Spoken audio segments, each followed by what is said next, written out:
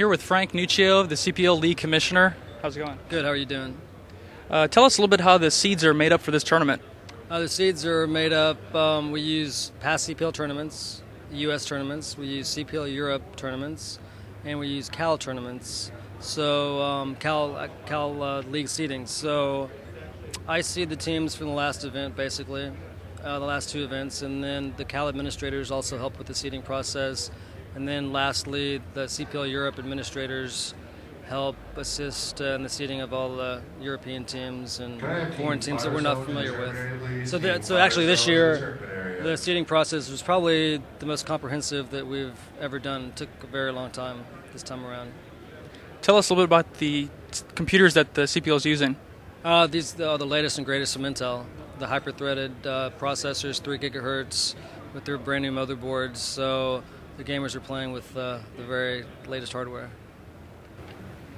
What's the dumbest thing that a player or team has ever tried to do in the tournament before?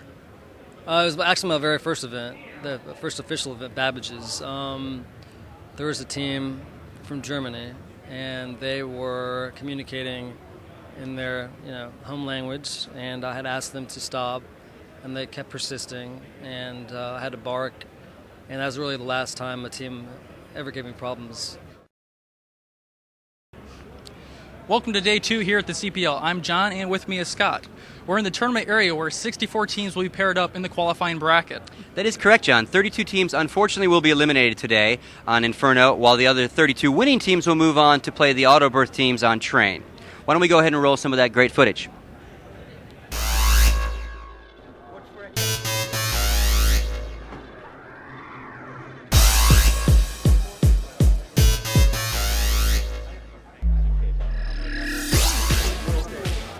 Harvey Magatti, along with the rest of Team 4 Kings, quickly took control of the match against Team TS. 4 Kings started as T first and dominated the whole map, winning by a score of 13-0.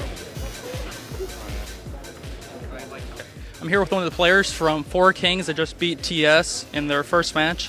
Why don't you go ahead and just give us a little bit of information about the match? Well, because we didn't get an auto berth, we didn't play in the qualifier, we paid our own way. We had to play from the get-go rather than just skip to the last 32, which is what a lot of teams. So we were seeded first in the first 64 team bracket, I think. So we played TS, who they maybe got a little bit of a rough ride to get us in the first game, but it went really quite quickly our way, and it was over pretty fast.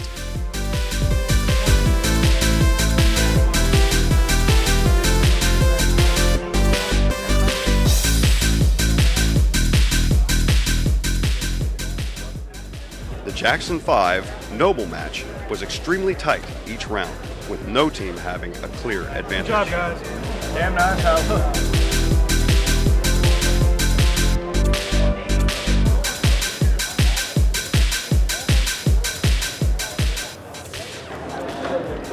The match could have ended on this play, but Team Noble pushed it into overtime, yet still came up the loser.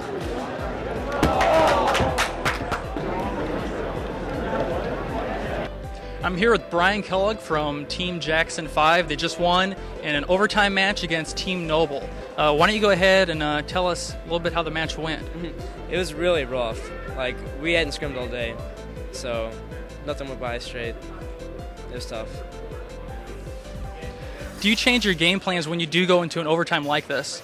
We did. We changed our pistol round on T side. Our pistol round on T side was like armor up the middle, and CT side was armor rush right, which is really not common. So we changed it. We switched them around. We just flipped them.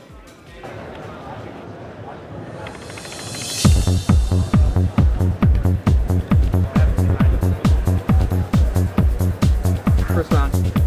DE right. All good, guys. Just relax. We can do this. Team Zero Fade found themselves paired up against an unknown team and quickly lost the opening round. Goes in the back. Goes in the back here, Eric. Bomb's going down, Bob.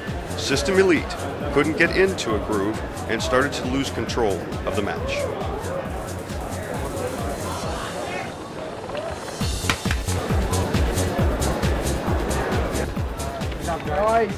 After Zero Fade regained their composure, they went on to easily take the match by a score of 13-2. I'm here with Ben from Team Zero Fade. They just won their match. Why don't you go ahead and tell me how you felt after you lost the handgun round? Were you nervous?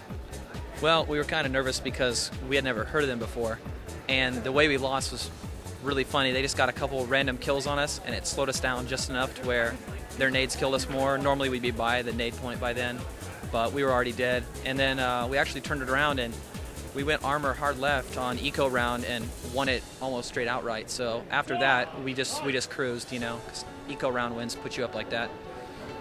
Throughout the whole match, it looks like you're getting a little TK happy. Why don't you go ahead and fill us in on that?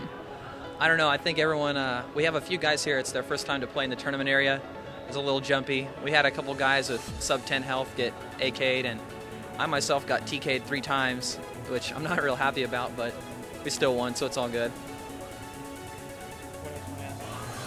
This is your 4th time coming into the CPL. Do you think that gives you a better edge over the other teams that are unknown?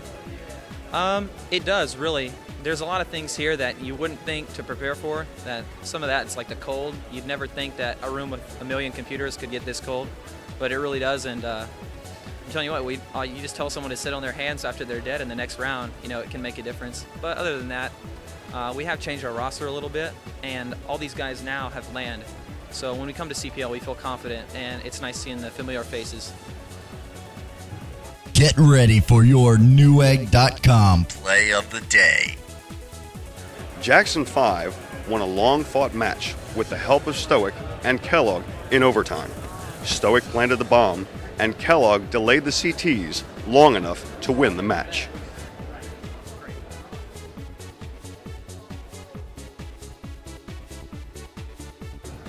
It's been a great first day at the Counter-Strike tournament, and the matches are only going to get better tomorrow. That's right, John. Tomorrow, the Autobirth teams step into the play, of which the best teams in the world fall into that bracket. They'll be playing on train against the 32 teams that won today. Should prove quite exciting.